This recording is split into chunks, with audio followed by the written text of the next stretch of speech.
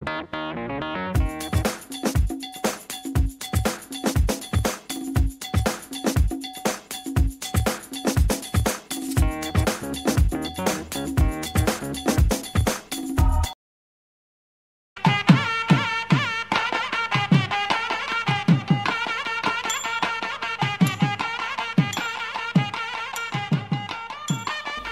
முழுவதும் உள்ள bhaktiplanet.com நேயர்களுக்கு வணக்கம்.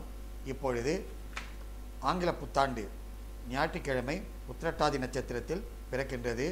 அது மட்டுமல்ல, கன்னி லக்னத்தில் பிறப்பதால் லக்னத்திற்கு 2இல் சனி, 3இல் ராகு, 4இல் சூரியன் புதன், சப்தமத்தில் சந்திரன், 5இல் சுக்கிரன், 8இல் குரு, 9இல் கேது, 12இல் செவ்வாய். ஆகவே அருமையான ஒரு புத்தாண்டு தான் இது. ஏனென்றால் பொதுவாக 3-8 கூடியவன் செவ்வாய் 12இல் இருப்பதால் நன்மைகள் தானே வரும், நாட்டிற்கு சுபிட்சத்தை உண்டாக்கும். சுக்கிரன் பஞ்சமத்தில் இருக்கின்றான், கேட்க வேண்டிய அவசியமே இல்லை, அருமையாக இருக்கும். பொதுவாக சுக்கிரன் 5இல் 9இல் இருந்தால் பெண்களுக்கு இது ஒரு யோகமான நேரம். அது மட்டும் நிச்சயமாக நான் கூறுவேன், சுபிட்சமாக இருப்பார்கள். 4ஆம் ஸ்தானத்தில் சூரியன் புதனும் இருப்பதால் நாட்டுக்கு ஒரு நன்மையை கொடுக்கும். விரோதங்கள் இருந்தாலும் அத்தனையும் தீரும், நாட்டு மக்களுக்கு ஒரு நன்மையே செய்யும். அஷ்டமத்தில் குரு லக்னத்திற்கு 8இல் இருக்கின்றது.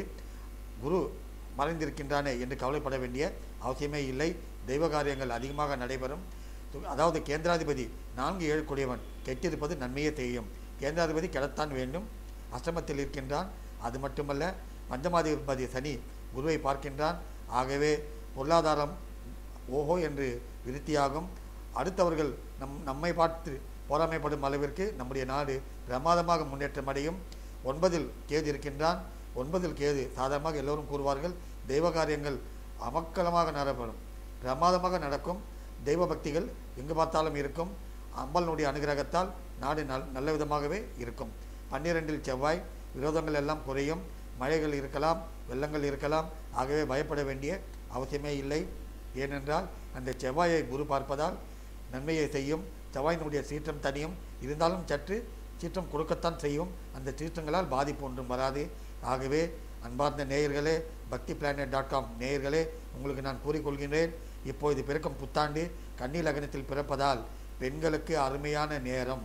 கவலைப்பட வேண்டிய அவசியமே இல்லை. அவர்களுக்கு ஒரு நன்மையை கொடுக்கும். வணக்கம்.